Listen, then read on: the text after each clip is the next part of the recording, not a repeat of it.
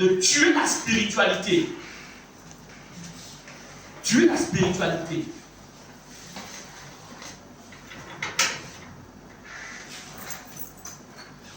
Alors, et je voudrais vous dire que ce n'est pas parce que nous sommes une église charismatique où il y a la présence de Dieu. Vous savez, un démon ne peut pas facilement rentrer ici quand il est dans son corps spirituel. Il ne peut pas rentrer. Pour qu'il rentre ici, il faut qu'il rentre dans le corps de quelqu'un. Parce que le corps de quelqu'un est pour lui comme un bouclier. Maintenant, il faut une forte pression spirituelle pour qu'il se manifeste. Est-ce que vous comprenez cela? Donc, ne pense pas que parce qu'on est dans une église où on combat les esprits, etc., qu'un esprit ne peut pas rentrer. Si c'est faux. Il va rentrer, il rentre, il va s'asseoir. Il s'assoit. Et il va commencer à opérer. Maintenant, quand il y a une forte action spirituelle, c'est là peut-être qu'il va se manifester. Mais un démon, un sac, il ne peut pas rentrer dans son corps spirituel parce que là, comment la flamme, la présence de Dieu tout de suite va le repousser. Vous devez savoir ces choses-là. C'est pourquoi soyez des hommes de prière, soyez des femmes de prière. Priez avant de venir. Écoutez, quand vous décidez de venir à l'église, sachez que vous venez dans un lieu de combat. Yes. Il faut le savoir. N'oubliez jamais cela. C'est un lieu de combat.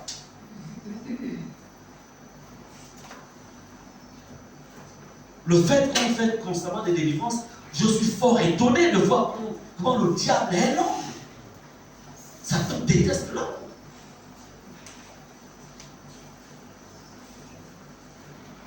Alors, comprenez que ces agents des ténèbres qui infiltrent nos églises pour combattre les appels dans les vies de plusieurs, et vous remarquerez par exemple, contre quelqu'un par exemple, comment ils font? Ils se disent d'amitié avec toi, ils se rendent compte que tu es quelqu'un qui prie beaucoup, qui est fidèle, et commencent en fait à te décourager dans le domaine dans lequel tu opères. Comme tu es constamment à l'église. Oui, moi, c'est vraiment ma vie, c'est l'église. Ah, mais est-ce que tu n'abuses pas un peu trop là? Et puis, la langue du serpent. Ah, mais quand tu non, moi je suis engagé, le Seigneur m'a mis à cœur, comment je vois que c'est un enfant de Dieu, il paye ses dîmes, etc. Ah oui, peut-être. Oui, chaque mois, je suis fidèle à Dieu. Ah! Mais c'est pour ça qu'il enrichissait les pasteurs. En fait, voyez, c'est très subtil. Hein? Et puis, je dis, en fait, on est qu'il a raison.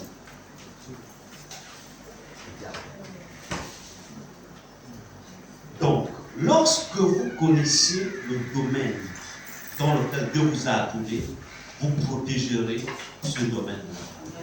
Mais si vous ne maîtrisez pas, l'ennemi va vous avoir. La question, quel est le domaine dans lequel Dieu t'a appelé? Quel est l'appel de Dieu sur ta vie au sein de ce ministère? Quel est le domaine? Pour que tu puisses protéger cela. Pour que tu puisses t'épargner, que tu puisses développer cela. Quel est le domaine?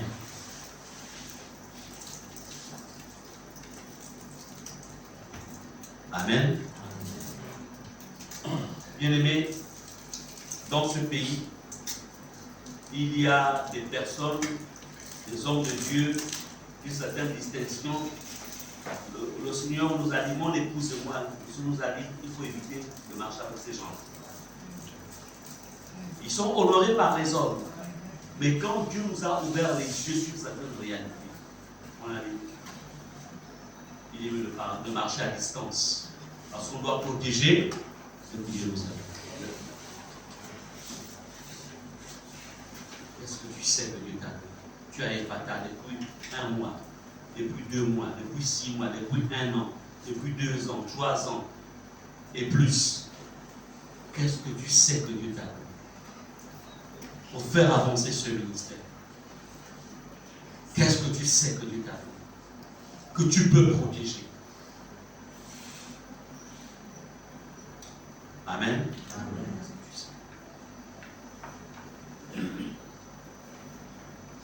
Comprenez que la puissance de l'ennemi est limitée. Il ne peut en aucun cas passer au travers du feu qui est autour de vous. Si bien sûr vous voyez. C'est pourquoi, dans Luc 10, 17, je vais demander à l'ancestor de lire Luc 10, 17, ensuite on va passer à la fin de la prière. On va développer un peu. Luc 10, verset 17. Les 70 revinrent avec joie, disant, Seigneur, les démons même nous sont soumis à ton nom. Amen. Nous voyons ici comment, en fait, ces disciples-là que Jésus, qui revient de mission, vont réaliser, en fait, la fidélité de Dieu, la puissance de Dieu dans leur vie. Mais voyez-vous, c'est quand ils vont l'exercer. C'est en exerçant qu'on prend conscience de ce que Dieu a mis dans nos vies. C'est en étant engagé. C'est en travaillant. Mais si tu ne travailles pas, si tu n'exerces pas, en fait, tu ne prendras pas conscience de ce que Dieu a mis en toi. Ici, il revint et s'est rendu compte que même les démons leur étaient soumis. Écoutez, quand, en tant que disciple que vous êtes, en tant qu'ouvrier du Seigneur que nous sommes, pour tomber complètement sous le contrôle de l'ennemi, pour que le combat, parce que c'est vrai que notre appel est combattu, mais pour que Satan ait le dessus sur ton appel, écoutez, en fait, il faut chouchouter le péché. Quelqu'un qui vit secrètement dans le péché, qui pratique le péché en secret, sans se repentir, cette personne-là va être à la merci du diable. Et son appel va commencer à s'essioler, c'est-à-dire à perdre de la force. Ne l'oubliez jamais. Il y a des lourdeurs, il y a des fatigues, il y a parfois le manque de motivation qui est le produit d'un péché qu'on entretient secrètement. Ça, il ne faut pas l'oublier. Parce que Satan n'a pas de pouvoir sur les enfants de Dieu qui vivent dans la sainteté. Donc, quand vous entendez que Satan a touché quelqu'un, il faut comprendre que cette personne a ouvert une porte. Quelqu'un qui est motivé par la convoitise, qui est motivé par les désirs des choses de ce monde. Écoutez, qu'on le veuille ou non, tu exposes ton appel. Mais un ouvrier du Seigneur qui arrive à mettre à mort les œuvres de la chair, Satan ne peut pas. Les sorciers ne pourront pas. Si déjà Satan lui-même ne peut pas, ce ne sont pas les sorciers qui pourront. Amen. Parce que lorsque tu es rempli de l'esprit et que lui, il te met des pièges, tu sauras comment manier en fait l'épée de l'esprit. Tu sauras. Comprenez que aucune assemblée qui marche dans la sainteté et dans la crainte de Dieu ne peut être séduite. Aucun enfant de Dieu, aucun ouvrier du Seigneur qui marche dans la sainteté de Dieu ne peut être séduit. Tu seras tenté, mais tu ne vas pas tomber dans la séduction. La tentation est le lot de ceux qui vivent dans la sainteté. Mais il y a des chrétiens qui sont même plus tentés. Hein. Ils sont connus par les désirs de la chair. Le désir du péché, pour tous ceux qui pratiquent. Mais la tentation, c'est pour ceux qui résistent à lui.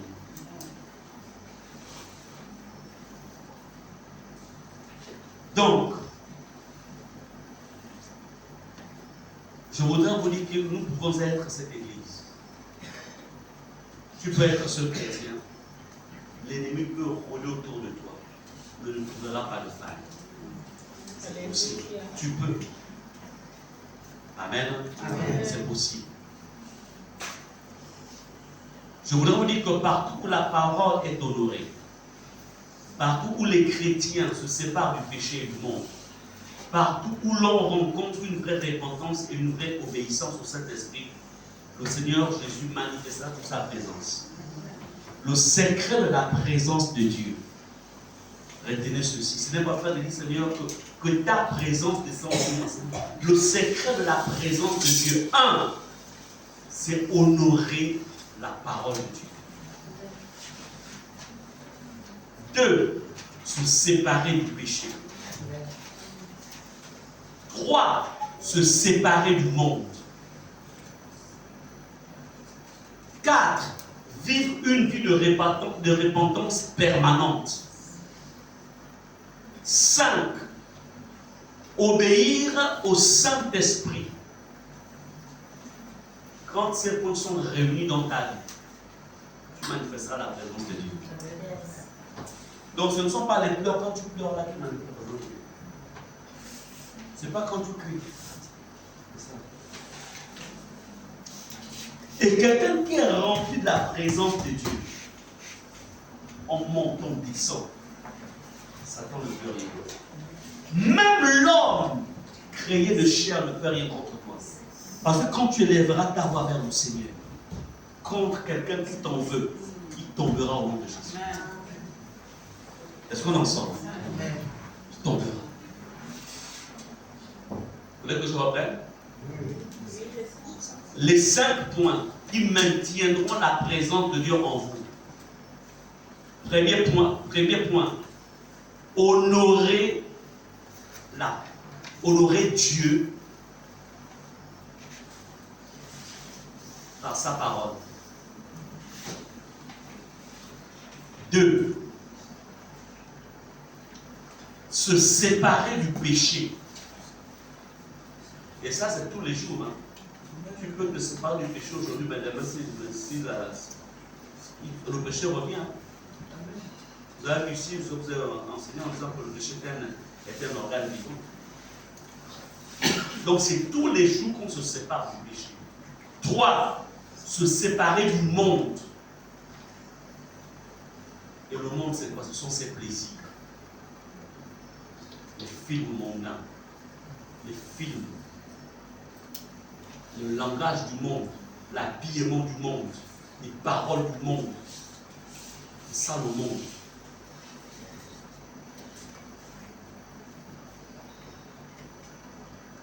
L'autre point, la vraie repentance. Vivre une vie de repentance.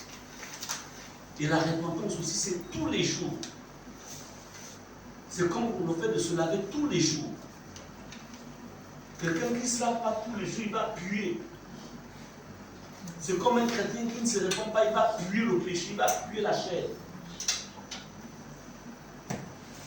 L'autre point, c'est l'obéissance au Saint-Esprit. Puisqu'il nous conduit, il nous dirige. Donc on doit l'obéir. Il nous rappelle les choses que Dieu nous a dit. Donc l'obéissance au Saint-Esprit. Ce sont ces différents éléments qui, en fait, maintiennent la présence de Dieu dans nous. Et en tant qu'ouvrier, en tant qu'appelé, ces choses doivent être présentes dans vos vies. On ne doit pas les chercher, ça doit être visible.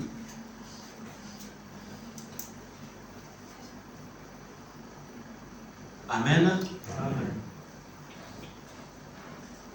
Vous voulez garder l'appel que Dieu vous a donné. Comme je le disais plus haut, on ne va pas dans n'importe quelle église. Ne mettez jamais vos pieds dans n'importe quelle église. Et moi, le conseil que je vous donne, apprenez à nous appeler. Pasteur, j'ai été invité dans telle communauté, qu'est-ce que vous en pensez? On vous dira, c'est bon pour être ce pasteur. On vous dira, ne va pas. Ne va pas. Amen. Amen. Ne va pas, c'est pas qu'on te bloque. Parce qu'il y a beaucoup de gens, on me bloque. On me bloque. Mais il est mieux qu'on te bloque, tu vas au ciel, que de te libérer et après tu perds tout ce que Dieu t'a donné.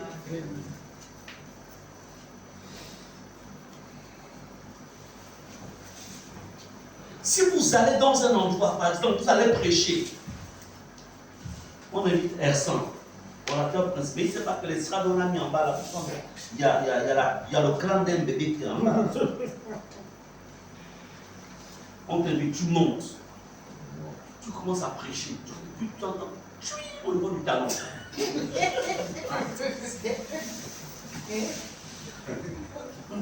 Comprenez, on ne va pas dans le bon.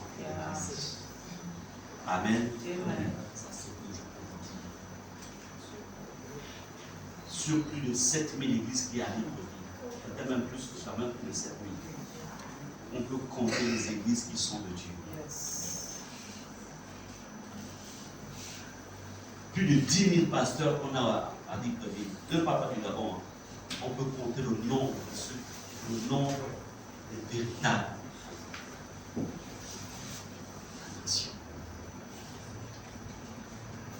Et retenez ceci. Quand vous allez dans un endroit où Dieu y est, les anges de Dieu, la présence de Dieu vous accueille. Si vous allez dans un endroit où Dieu n'y est pas, ce sont les démons qui sont qui vous accueillent. Et les esprits qui sont dans cet endroit, qu'est-ce qu'ils font? 1. Ils volent vos étoiles. 2. Ils réduisent le nombre d'années de vos vies. Vous êtes dans leur territoire, ils ne t'ont pas invité. C'est toi qui es parti. Donc tu es dans leur, ils ont le droit de faire ce qu'ils veulent de toi. Tu peux prier comme tu veux. Vous avez vu Jésus se mélanger avec les pharisiens. Vous avez vu Jésus avec les pharisiens? Non. Jésus, il a exercé le ministère seul. Il a choisi, il a dit, je bâtirai mon église. Ça là, je connais pas, je ne connais pas cette église. Si tu appelais à vivre pendant 60 ou 80 ans, ils vont prendre au moins 10 années. Ah oui, hein? Ils prennent. Tu es dans leur territoire. Mais vous pensez que, regardez un peu, vous remarquerez qu'il y a plus de morts dans le camp des charismatiques que dans le camp même des catholiques. Vous entendez que les peuples meurent facilement ici. Hein?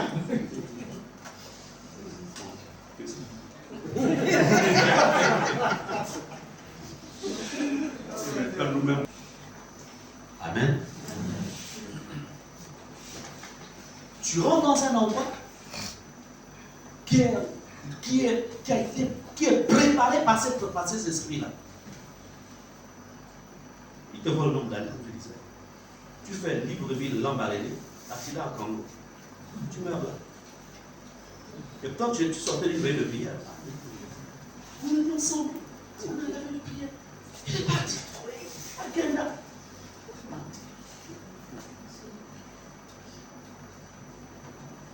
La question, tu étais où? Tu as mangé avec qui? Tu as dormi où?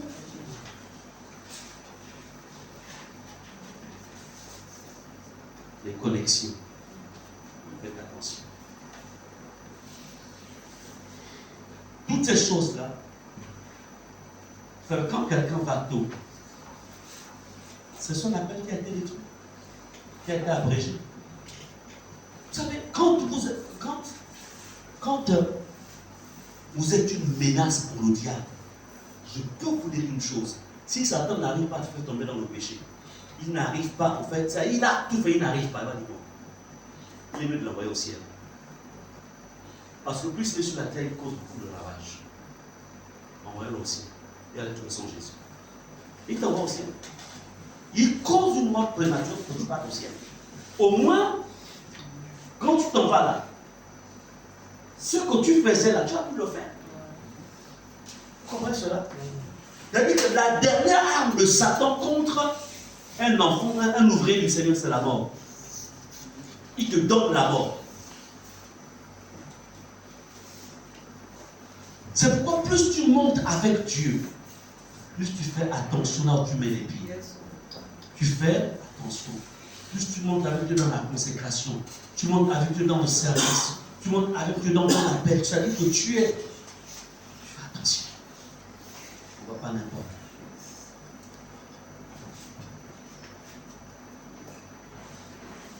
Bien-aimés, faites attention. Veillez et gardez un plein discernement. Amen. Si en tant que courrier, tu trouves toi-même à Satan, ils vont ouvrir ton cœur, ils vont rentrer, ils vont t'empêcher de travailler pour Dieu. Je voudrais que l'Ancienne Salle nous lise 1 Samuel 15, verset 22 à 23.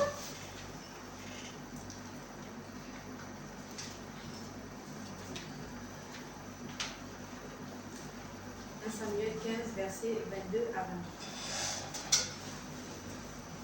Samuel dit, l'Éternel trouve-t-il du plaisir dans les holocaustes et les sacrifices, comme dans l'obéissance à la voix de l'Éternel? Voici, l'obéissance vaut mieux que les sacrifices, et l'observation de sa parole vaut mieux que la graisse des brebis. Car la désobéissance est aussi coupable que la divination, et la résistance ne l'est pas moins que l'idolâtrie et les périls. Puisque tu as rejeté la parole de l'Éternel, il te rejette aussi comme toi. Amen. Regardez ici, nous sommes en train de comprendre comment Satan combat la paix. Écoutez, il dit,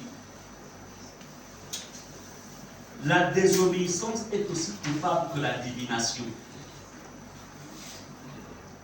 Si en tant qu'ouvrier, tu n'es pas présent dans la maison de Dieu, au moment où il a besoin de toi, Dieu dit, on appelle ça désobéissance, mais la désobéissance est égale à la sorcellerie, parce que la divination c'est la sorcellerie. Donc, lorsque tu ne viens pas au programme de Dieu, les vendredis, on appelle ça désobéissance. Désobéissance, pour Dieu, c'est de la sorcellerie. Est-ce qu'on est ensemble? Il dit la désobéissance est aussi coupable de la divination. C'est-à-dire qu'on prend nos solutions pour prendre au même niveau. Mais quand la chose est arrivée, quand la chose en arrive à ce niveau-là, les portes sont ouvertes à l'ennemi. Et après, c'est quoi? C'est la fatigue. Puisque Dieu est en position de désobéissance, il n'y a plus la force. Tout est diminué. Au lieu d'aller de gloire en gloire, tu descends. Et la résistance ne l'est pas moins que l'idolâtrie et les thérapies. Combien parmi vous résistez à la volonté de Dieu? Non, vous savez, les vendredis, c'est un peu compliqué pour moi, les vendredis. Vraiment, pasteur, comprenez-moi. Bon, moi, je peux te comprendre parce que Dieu te comprend. Dieu qui a dit, tu aimeras l'Éternel ton cœur. Lui, c'est la priorité. Et toi, tu veux que lui te comprenne. Sans lui, tu serais dans le monde, en enfer. Et quand il a besoin de toi, tu dis, comprends-moi. Je suis en train de faire d'abord mes affaires. Comprends-moi. Il ne comprend pas la résistance. Parce que tu as rejeté la parole de l'Éternel, il te rejette aussi comme roi. Comme il le disait. Donc,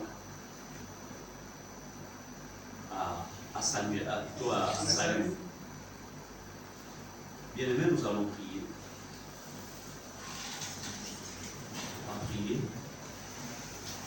Et je vais ici demander à l'ancien Yannick de nous conduire dans un temps de prière. Et ensuite, nous continuerons avec le deuxième point. Nous sommes 7000 à cette prier pour régler les problèmes avec le Seigneur. Donc, tout ce qui a été dit, tu t'es reconnu quelque part.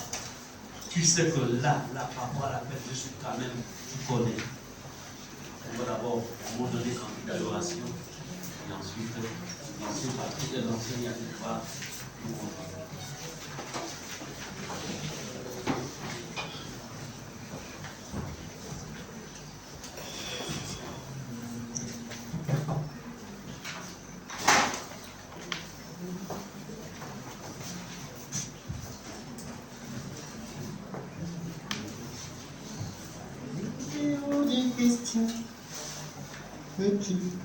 passe sans me toucher. Il est hors de question que ça finisse comme ça. Moi, je n'ai jamais vu un homme te chercher sans t'excuser. Et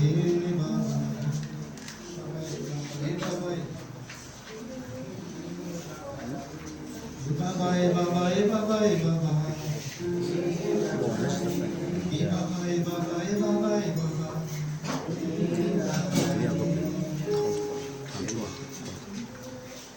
il est hors de question que ça finisse comme ça. Moi, je n'ai jamais vu un homme te chercher sans te trouver. Il est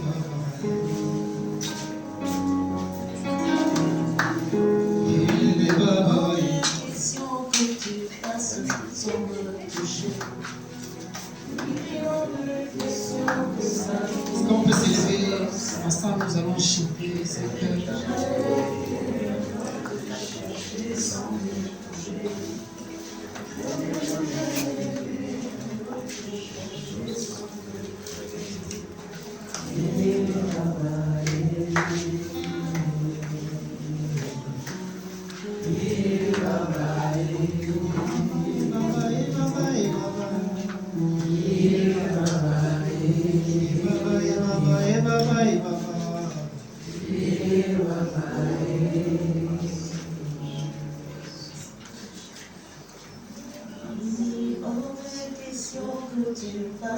Sans me toucher.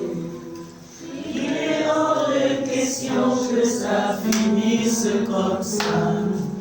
Car je n'ai jamais vu un homme te chercher sans te trouver. Car je n'ai jamais vu un homme te chercher sans te trouver. Et baba, il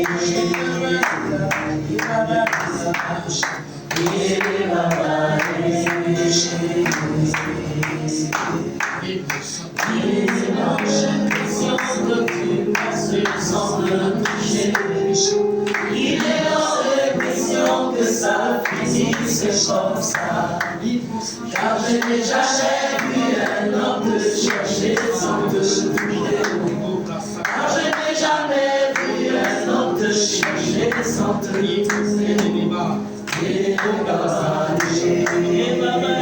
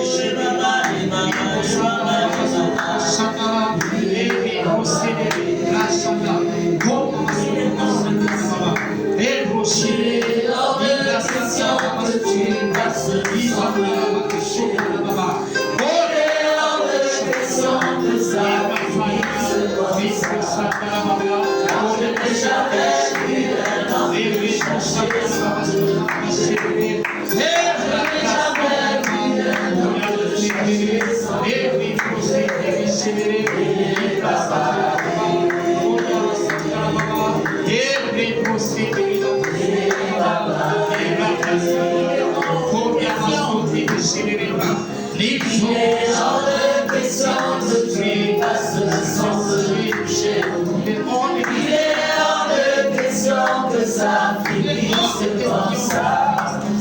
Car je n'ai jamais vu un homme te chercher sans te trouver. Car je n'ai jamais vu un homme te chercher sans te trouver. Et baba,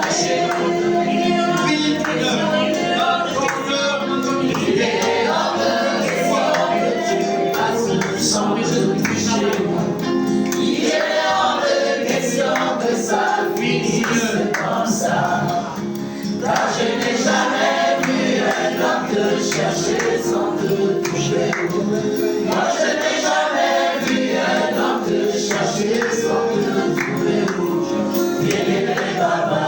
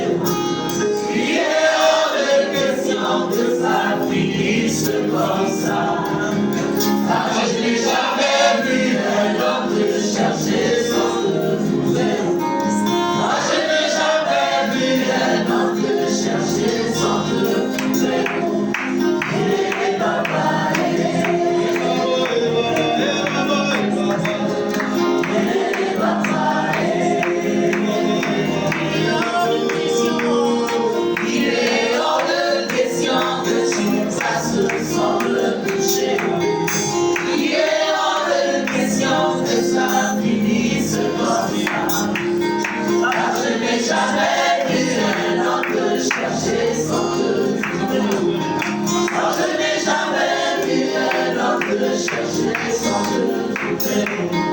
Il est papa, il est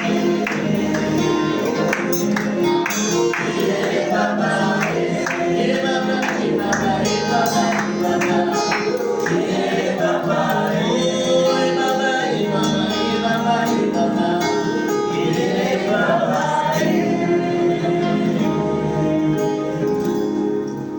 Nous allons prendre notre premier sujet. Que Dieu nous révèle réellement notre appel, c'est-à-dire le domaine dans lequel nous devons exercer en tant qu'ouvriers dans ces ministères. Certainement que tu as des mots. Tu ne sais pas.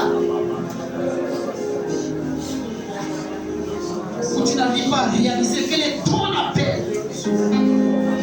Dans quel domaine le Seigneur t'attend à œuvrer dans ce ministère. Demande à Dieu.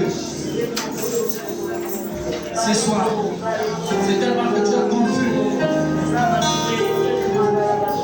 La Bible nous dit dans le livre de 1 Corinthiens chapitre 12, verset 28 à 39. Tous sont-ils apôtres, tous sont-ils docteurs, tous ont-ils le don des guérisons, le don des miracles.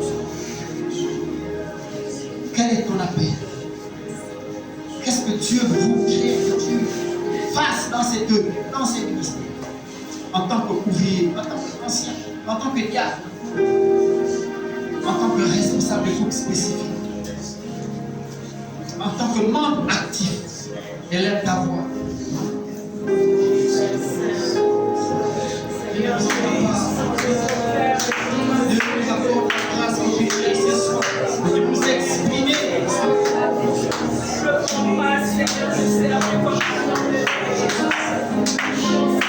Exprime-toi ce soir.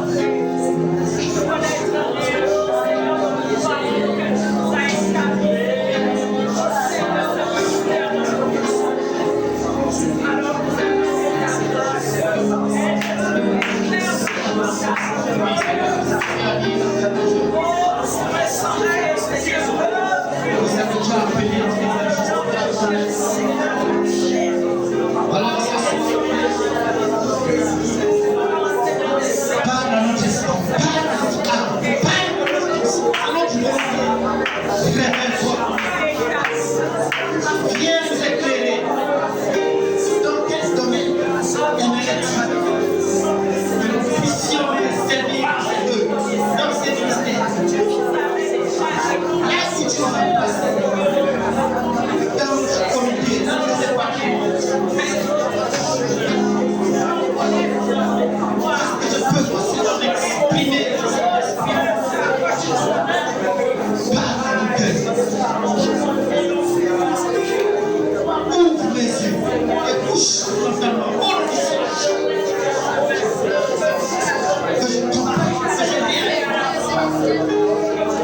La paix qui est attachée à ma vie, le domaine dans lequel je puisse m'exprimer librement et ardemment, Seigneur, dans ton œuvre, au nom puissant de Jésus. Je besoin d'une instruction. Une révélation. Parle-moi, Seigneur. Tu as dit demander, chercher, frapper. Alors ce soir, je viens te demander. Viens m'écouter. Viens clarifier, Seigneur. Cette situation. Je veux être un homme actif dans un domaine précis, bien défini, dans lequel tu voudrais.